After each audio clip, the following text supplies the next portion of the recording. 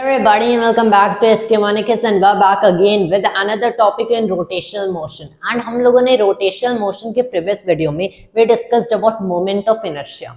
अब since बहुत सारे लोग मुझसे notes भी मांग रहे थे for the lectures that I give, तो उसके लिए since moment of inertia जो हमारा previous topic था, I already posted the images of my notes in the community section. तो अगर आप चाहते हो I'll also upload the images for the notes of this particular thing जहाँ पे आज हम लोग torque and angular momentum की study करेंगे and I'll upload the images of this also in the community section and वहाँ से you can check that whoever needs it. तो previous video में rotational motion में हम लोगों ने क्या देखा था was about moment of inertia and kinetic energy. Kinetic energy हमें पता है half I omega square, अब easily लिख सकते हैं. But what main thing we learned over there was about the angular analog of mass, जिसे moment of inertia कहते हैं, which is the inertia of a body to rotation या फिर to rotational motion. तो उसमें अगर we see, अब हमारे पास कितने angular variables हैं, so it is something like this. linear motion में क्या देखा था, x आपके पास position बताते हैं और at least x coordinate, x हो सकता है, y हो सकता है, z हो सकता है. तो इसको मैंने थीटा बोल दिया. आपके पास स्पीड है या फिर डेल्टा एक्स भी कर सकते हो, सो that is very much like delta theta. तो आपके पास स्पीड है, इसको हम लोगों ने ओमेगा कह दिया. जो आप tangential acceleration, this is the angular acceleration and ये समहाउ रोटेशनल मोशन को ये तीनों वेरिएबल्स समराइज करते हैं. So that is it. अगर रोटेशनल मोशन की काइनेमेटिक्स के साथ मुझे डायनेमिक्स भी पढ़ना है, so dynamics is what? Dynamics is about the study of causes of motion. क्या रोटेशनल मोशन कॉज कर सकते हैं या फिर इसमें चेंज कैसे आता है. तो अगर मैंने बस फोर्स का एंगुलर एनालॉग, मास का एंड एक्सेलरेशन का डिस्कस कर लिया, that will sum it up. अगर चाहूं तो न्यूटन सेकंड लॉ को मैं इसके मोमेंटम फॉर्म में लिख सकता हूं, तो लीनियर मोमेंटम का एक एंगुलर एनालॉग. अब मेरे पास मास का मेरे पास ऑलरेडी है, जो कि अब मैंने मोमेंट ऑफ इनर्शिया कह दिया. डायनेमिक्स में ये दोनों quantities obviously acceleration and mass use होती है, so here will have alpha and I. अगर फोर्स का मैंने एक एंगुलर एनालॉग बता दिया which I don't know yet and linear momentum का बता दिया, in that case that summarises actually ये चारों quantities the dynamics of rotational motion. तो आज का जो मेन कंसर्न होगा this will be about these two quantities. ये जो दो क्वांटिटीज हैं, the angular analogue of force and angular analogue of linear momentum, जिसे एंगुलर मोमेंटम कहते हैं. What that? First of all will start with f का angular analog. तो यहाँ पे f एक्चुअल में है क्या? Obviously if you remember the law of inertia, मतलब फर्स्ट लॉ ऑफ मोशन, उसके साथ सेकंड लॉ ऑफ मोशन. चलो सेकंड लॉ ऑफ मोशन में क्या था कि जो sum of all external forces on a body है, it is the mass of body times acceleration. Vector equation है. तो यहाँ पे if you focus on it, just मुझे क्या पता है कि मास को मैं मोमेंट ऑफ इनर्शिया से रिप्लेस कर सकता हूँ. टेंजेंशियल एक्सेलरेशन है, ऑब्वियसली टेंजेंशियल मान सकते हैं, तो इसको मैं क्या कर सकता हूँ, इसको मैं रिप्लेस कर दूंगा विद एंगुलर एक्सेलरेशन. तो if I have I and alpha, इसको मैंने मल्टीप्लाई किया, तब मुझे यहाँ पे भी मिलना चाहिए, it should be net sum of all external the angular analogue of force. तो अगर मैंने एंगुलर एनालॉग ऑफ फोर्स मान लो कोई क्वांटिटी x बोल दिया, so it should be net sum of all external x. तो यहीं से कंसेप्ट आते हैं of the angular analogue of force, जिसे टॉर्क कहा जाता है. And it is denoted by the Greek letter tau. Greek letter tau से टॉर्क को डिनोट किया जाता है. एंड फिर उसके बाद मैं लिख सकता हूँ कि the Newton second law of motion in its angular या फिर रोटेशनल फॉर्म क्या लिखा जा सकता है, the net sum of all external torque on a body is given by the moment of inertia of that body, of that rigid body about the particular axis जिसके about torque calculate कर रहा है, तो उसका moment of inertia times में angular acceleration produced. Remember it is a vector equation. Angular acceleration जो है ये भी एक vector quantity है, you have to remember.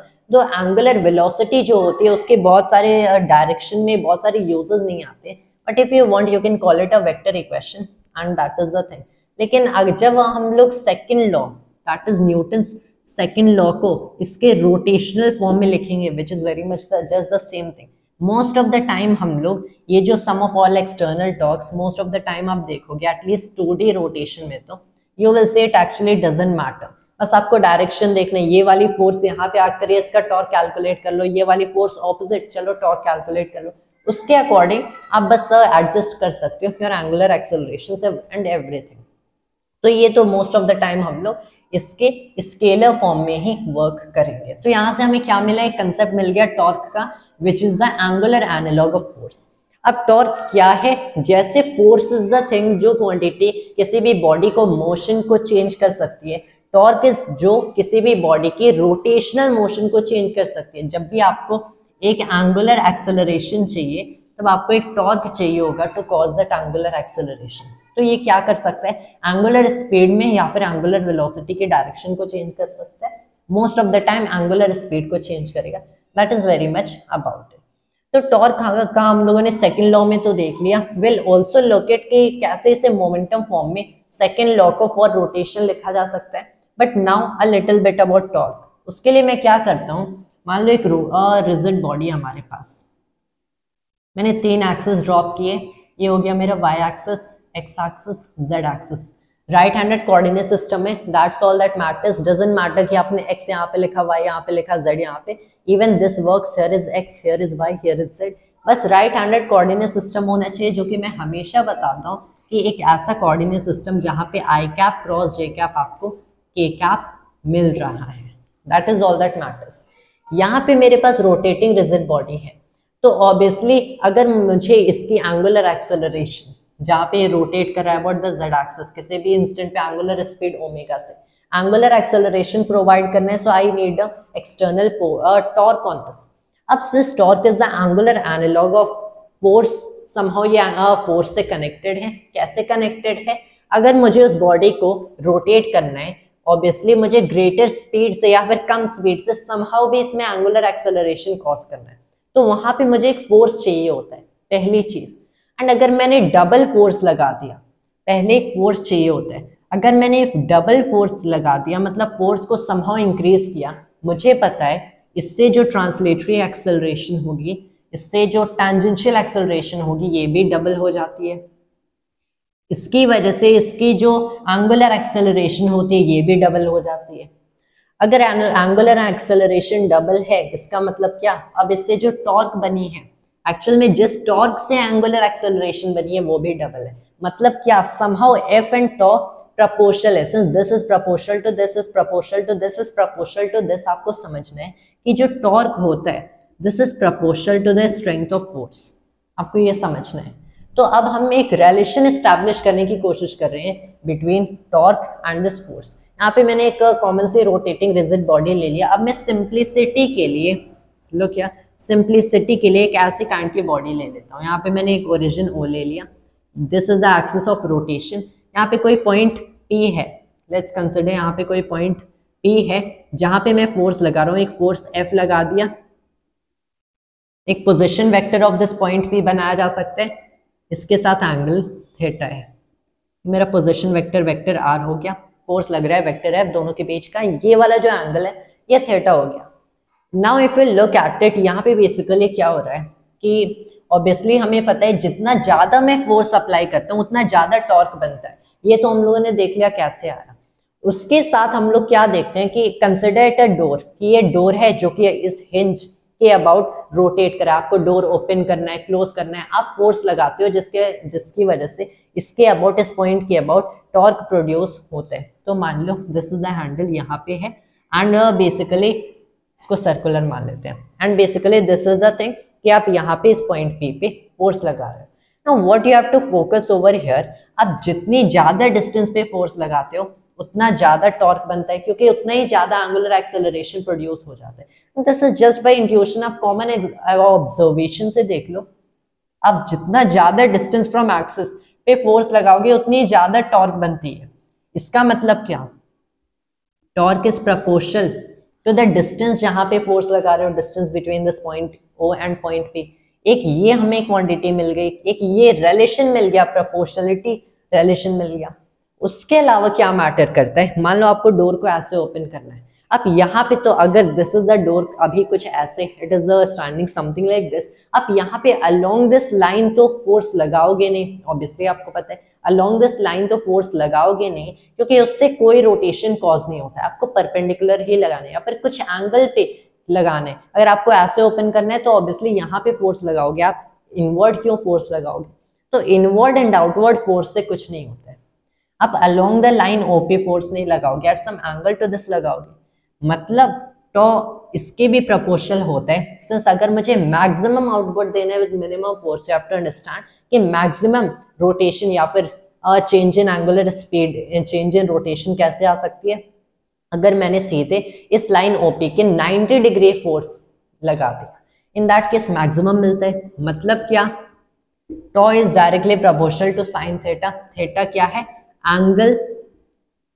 Theta you have to understand angle between force का direction and the position vector, या फिर लाइन ओपी कह सकते हैं। The angle between force vector and position vector of this particular point P with respect to O, जो कि मैंने यहाँ पे माना है एक्सिस ऑफ रोटेशन से।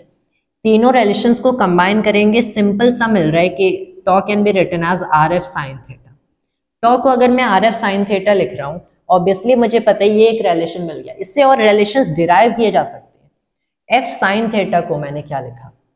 दिस इज F, ये पूरा एंगल थीटा बनेगा। ऑब्वियसली आप देख सकते हो F साइन थीटा को मैं F टेंजेंशियल लिख सकता हूँ, मतलब ये R टाइम्स टेंजेंशियल फोर्स हो गया। F sine theta is the F tangential या फिर F पैरेलल, जो कि इन डायरेक्शन ऑफ दिस R हमारा बन रहा है। तो ऑब्वियसली आपको एक tangential rather then in this direction tangential उधर है, तो यहाँ से क्या मिल रहा है? आप इस टॉर्क को R टाइम्स टेंजेंशियल फोर्स, तो यहाँ से एक बहुत ही इंपॉर्टेंट कंसेप्ट हमें मिला कि tangential force is what is needed. Tangential force is needed to create a torque. कभी भी आपको किसी भी फोर्स की टॉर्क बनानी है तो आपको वो फोर्स टेंजेंशियल लगाना पड़ेगा, या फिर एटलीस्ट उस फोर्स का एक टेंजेंशियल कंपोनेंट बनना चाहिए एंड तभी टॉर्क बनेगी। टेंजेंशियल फोर्स नहीं, आप कितनी भी फोर्स लगा दो रोटेशन नहीं होगी। तो this is R times F tangential आपको देखने। अगर चाहो तो F को ऐसे ही रहने दे सकते हैं। R साइन थीटा को, if you focus over here, R sine theta को मैं परपेंडिकुलर डिस्टेंस लिख सकता हूं, तो R साइन थीटा को R परपेंडिकुलर लिखा जा सकता है। उसके अलावा R F sine theta seems very much familiar, क्योंकि vector R and vector F के मैग्नीट्यूड लिया गया है। So here we can consider it is the magnitude of vector R cross vector F। ये क्वेश्चन मिल गया। तो यहाँ पे हम लोगों ने कितने बेसिकली ओवरऑल 3 रिलेशंस देखे, that is a thing. In fact 4। R F sine theta लिख सकते हो, R F टेंजेंशियल लिख सकते हो, R परपेंडिकुलर टाइम्स फोर्स लिख सकते हो। इसे also the magnitude of position vector cross force vector लिख सकते हो। And here you have to remember it is very important thing कि it is vector R cross vector F, not vector F cross vector R। आपको हमेशा याद रखना है। Magnitude wise देखोगे सेम टॉर्क है, vector R cross vector F वही है, vector F cross vector R वही है, लेकिन जहां पे डायरेक्शन की बात आती है ये डिफर कर जाएगा। So if you have studied vectors properly you have to know it. अगर देख लिया जाए तो this equation somehow indicates the magnitude of torque. Direction of torque कैसे मिलेगा? Because it is a vector. Right hand thumb rule से by applying it on vector R cross vector F आपको direction of torque भी मिल जाएगा। Units की बात करें, यू हैव टू सी कि इसकी unit same as work and energy आती है, मतलब इसकी यूनिट्स जूल है क्या? No, it is not joule. Joule basically एक ऐसी यूनिट्स है जो कि वर्क एंड एनर्जी के लिए ही लिखी जाती है, लेकिन आपको फोकस करना है कि इवन दो इसकी units and dimensions same as work and energy आती है, इसे जूल नहीं लिखा जाता है, वरना there can arise a lots of confusion. इसीलिए इसे इसके फंडामेंटल सिस्टम ऑफ यूनिट्स में ही लिखा जाता है, that is kg metre square per second square. आप इसे kg metre per square per second square, even though ये जूल के इक्वल होते हैं जब वर्क एनर्जी पढ़े थे, but you will not write it that way, you have to write it full this way. Dimensions तो यहाँ से मिल गए, वो तो डिफर कर नहीं सकते अब वर्क एंड एनर्जी से, तो डायमेंशंस आपको ml स्क्वायर t पावर -2 मिलेगा। This is the concept of torque. अब हमको पता चल गया कि फोर्स का जो एंगुलर एनालॉग है ये टॉर्क है।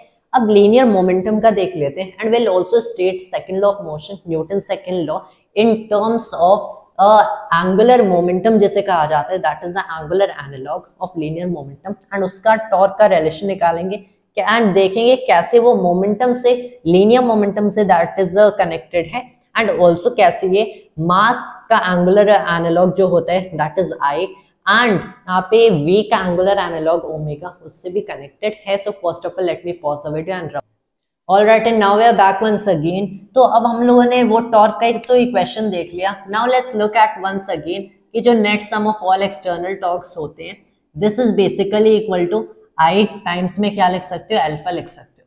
That was Newton second law of motion. इसके मास एंड एक्सेलरेशन जैसे लिखा जाता था वैसे हम लोगों ने angular acceleration end moment of inertia लिख दिया.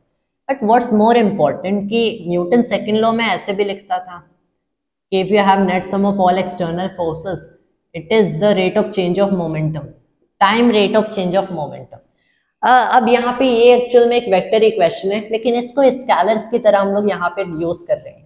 That is sigma F external is D P over d T. अब मैं क्या बेसिकली करना चाहता हूँ, मैं समहाउ इनको रिलेट करना चाहता हूँ कि basically D P over d T का भी एक एंगुलर फॉर्म होना चाहिए.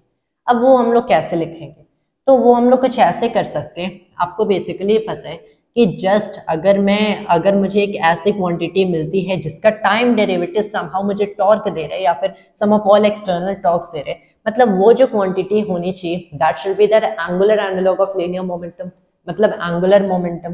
तो उसके लिए हम लोग क्या बेसिकली करते हैं कि if you write this torque, this sum of all external torques, कैसे मैं लिख सकता हूँ इसे, आर एफ साइन थीटा लिख रहा हूँ. Obviously R F sine theta में sum of all external torques लिख रहा हूँ, तो here will be sum of all external forces. लेकिन इतनी ज्यादा कॉम्प्लिकेशन की जरूरत नहीं है, हम लोग सिंगल टॉर्क लेते. तो just for ease of writing मैंने क्या लिखा, इसे जस्ट एज टॉर्क लिख दिया. So that's not much of a big deal. इसे मैं आर साइन थीटा, इसको मैं अब डीपी बाई डी टी से रिप्लेस कर देता हूँ. R sine theta DP by D T, and when I do that R sine theta को अंदर लिख सकते हैं, still not a big deal. R sine theta को मैंने अंदर लिख लिया. So it is d over d t of r P sine theta. मैंने बताया अगर एक ऐसी क्वांटिटी मिलती है जिसका time derivative will be giving us the torque या फिर sum of all external torques, तब ये quantity somehow angular analogue of linear momentum होगी. That's all right. मतलब यहाँ पे हमें एंगुलर मोमेंटम मिल गया which is r P sine theta. R P sine theta again लिखा जा सकता है पी साइन थीटा को पी टेंजेंशियल लिख दो, तो it can be written in that way, या फिर आर साइन थीटा को आर परपेंडिकुलर लिख दो, ऐसे भी लिखा जा सकता है. R P sine theta very much seems like a vector product, तो इसे मैं mod of vector R cross vector P भी लिख देता हूँ. So it is just the same thing जो कि हम लोगों ने अभी फोर्सेस के साथ किया. जैसे फोर्सेस में हम लोगों को चार डिफरेंट एक्सप्रेशंस मिल गए to write for angular for torque, यहाँ पे एंगुलर मोमेंटम के लिए भी मिल गए.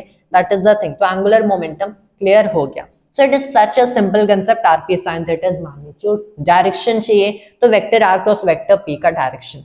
वेक्टर आर क्या है, position vector of this, vector P क्या है, मोमेंटम ऑफ दिस. अब बात आती है position vector momentum vector of what. तो if you just look at it, यहाँ पे position vector and momentum vector, ये हम एक्चुअल में individual, this is actually giving us the individual momentum of a particle. एक पार्टिकल का आप angular momentum calculate कर रहे हो in a rotating rigid body, मतलब इसकी सर्कुलर मोशन का एंगुलर मोमेंटम कैलकुलेट कर रहे हो. You have to sum all the angular momenta and तब आपको total angular momentum of the body मिलता है. लेकिन ऑब्वियसली हम लोग सम भी नहीं कर सकते, तो उससे इजी स्टेप कुछ होना चाहिए, and obviously there is. And now what we are going to do is look for that easy step जिससे एक बार में आपको टोटल एंगुलर मोमेंटम मिल जाए, and it will be truly very interesting. तो उसके लिए हम लोग क्या करते हैं, अगर मैं एल को आर पी साइन थीटा या फिर ऑल दीज एक्सप्रेशंस लिख रहा हूँ, यू हैव टू रिमेंबर कि ये टॉ एक्सटर्नल तो मेरा आई अल्फा हो गया. अब now what I will be doing is, अगर मैं इसे आर पी साइन थीटा लिख रहा हूँ, अब टॉर्क को I can write is D L by D T.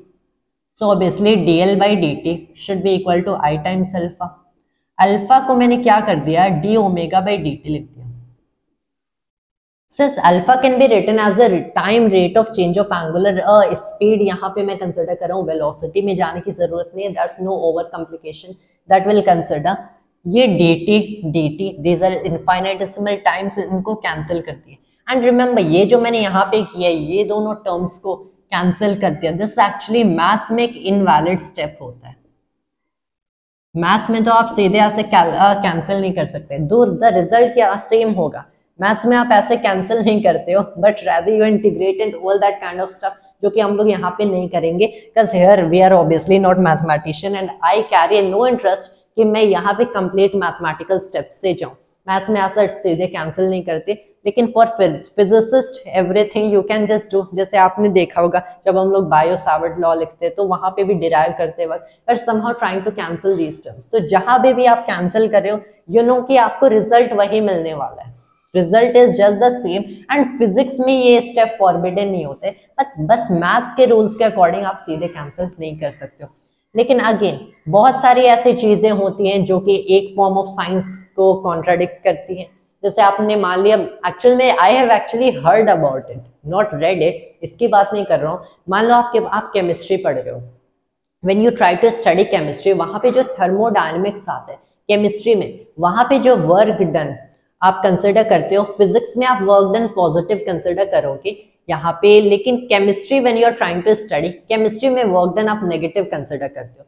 तो समहाउ आपको मिल रहा है कि फिजिक्स में पॉजिटिव ले रहे हो, केमिस्ट्री में वर्क डन नेगेटिव ले रहे हो, although the result will be same. Work done का रिजल्ट सेम नहीं होगा, साइन का डिफरेंस आएगा, लेकिन जो आप स्टेट की डिस्कशन कर रहे हो, जैसे उस particular behaviour of a gas या फिर आइडियल या फिर रियल गैस को एनालाइज कर रहे हो, वो रिजल्ट तो आपको सेम मिलेगा। And analysing is all that matters, यहाँ पे हमें रिजल्ट सेम मिल रहा है। तो समहाउ ये स्टेप करेक्ट भी है एटलीस्ट फ्रॉम फिजिक्स का पर्सपेक्टिव। मैथ्स में और डिटेल वे में इसे सॉल्व किया जाता है। So we are just cancelling it out, it doesn't matter. तो डीएल को मैंने आई डी ओमेगा लिख दिया। अब इतना तो सबको पता है डीएल आई डी ओमेगा के इक्वल है, मतलब एल आई ओमेगा के इक्वल है, but here we have carried out an invalid step. तो यहाँ पे हम लोग थोड़ी एक्स्ट्रा मैथ्स कर लेते to compensate for the thing that we have done over here. तो मैंने मान लिया जब जीरो एंगुलर स्पीड है तो एंगुलर मोमेंटम जीरो है। जीरो कैसे लिखा, अभी तक तो हमारे पास कोई रिलेशन है नहीं, यहाँ पे constant of integration plus c डालना पड़ेगा। So it is not like that, body rotate ही नहीं कर रही है जीरो एंगुलर स्पीड, तब इसके पास एंगुलर मोमेंटम आएगी कहां से? तब पार्टिकल्स तो of this body circular motion में ऑर्बिट कर ही नहीं रहे, तब तो ये रेस्ट पे, you have to understand, rest पे भी नहीं है, ट्रांसलेटरी मोशन में है, तो ये तो जीरो होगी ना।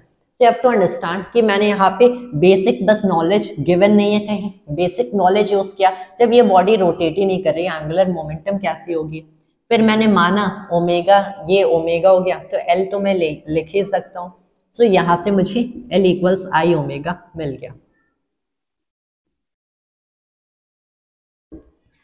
तो अब मैंने यहाँ पे बताया था for each of the particle individual, यहाँ पे this is the moment of inertia for the ith particle, जो कि हम लोग यहाँ पे लिख रहे हैं, that is are I P I sine theta. And बहुत ही ज्यादा ये कॉम्प्लिकेटेड भी हो सकता है, आपको सारे एंगुलर मोमेंटा को सम अप करना है।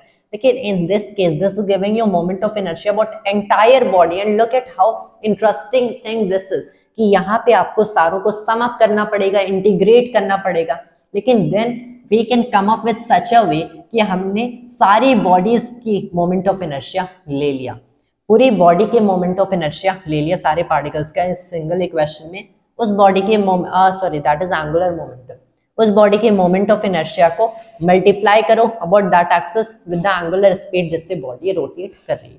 सो that is L equals I omega, हम लोगों ने लिख दिया। अब वेरी वैलिड इक्वेशन आपको समझना है, तो एल इक्वल्स आई ओमेगा लिखा जा सकता है। That very much concludes the discussion on angular momentum.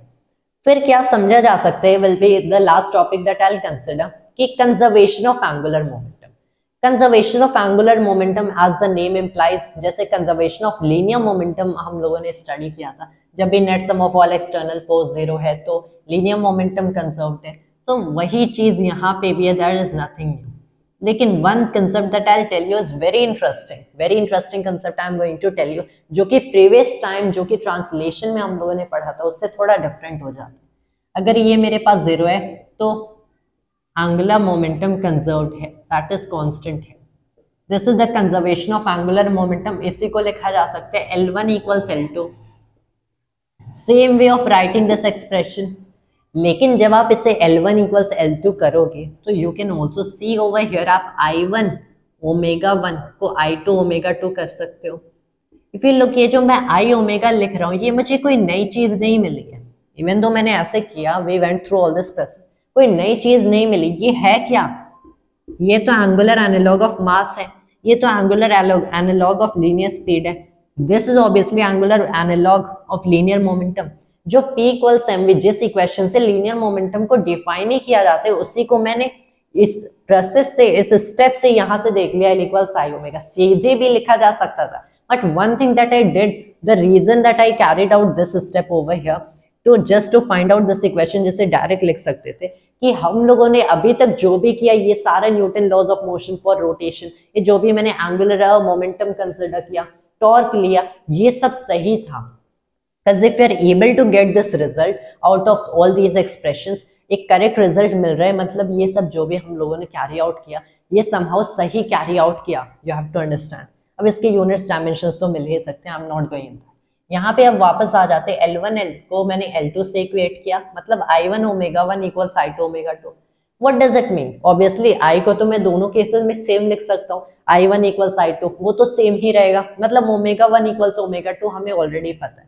But what's interesting over here कि अब अगर आप बिना किसी एक्सटर्नल फोर्स के, मतलब जीरो टॉर्क के, जीरो एक्सटर्नल टॉर्क से समहाउ अगर आप मोमेंट ऑफ इनर्शिया को चेंज कर सकते हो, तब आप बिना किसी टॉर्क के भी यहाँ पे इस बॉडी की एंगुलर स्पीड को चेंज करोगे। रिमेंबर जब कंजर्वेशन ऑफ लीनियर मोमेंटम पढ़ा था, सो यू हैड स्टडीड कि mv1 इक्वल्स mv2। अब बॉडी से मास इंटर और लीव तो कर ही नहीं रहा, m1 v1 equals m2 v2 था, लेकिन ऑब्वियसली बॉडी से मास इंटर लीव नहीं कर रहा। तो हियर यू आर फॉरबिडन कि जब तक आप एक एक्सटर्नल फोर्स सिस्टम पे नहीं लगाओगे, सिस्टम की जो टोटल मोमेंटम है सेम रहेगा, मास इंटर लीव नहीं कर रहा, तो total sum of velocity vectors अगर देख रहे हो, so this is just the same. तो समहाउ बिना एक्सटर्नल टॉर्क के, लेकिन यहाँ पे रोटेशन में क्या होता है कि अगर आप समहाउ इसकी ये I1 एंड I2 को चेंज कर सकते हो, मतलब I1 doesn't equal to I2, initial and final moment of inertia same है, तो इवन विदाउट दिस टॉर्क आप इसे ओमेगा 1 एंड ओमेगा 2 को डिफर करा सकते हो। अब वो कैसे होगा? For that we can consider, imagine yourself sitting on a rotating turntable, you are sitting on a rotating turntable with your arms spread out. जब आप अपने आर्म्स स्प्रेड आउट करोगे, यहाँ पे कितनी क्वांटिटीज रिलेटेड है, I1 ओमेगा 1 I2 ओमेगा 2 के मैं इक्वल करूंगा।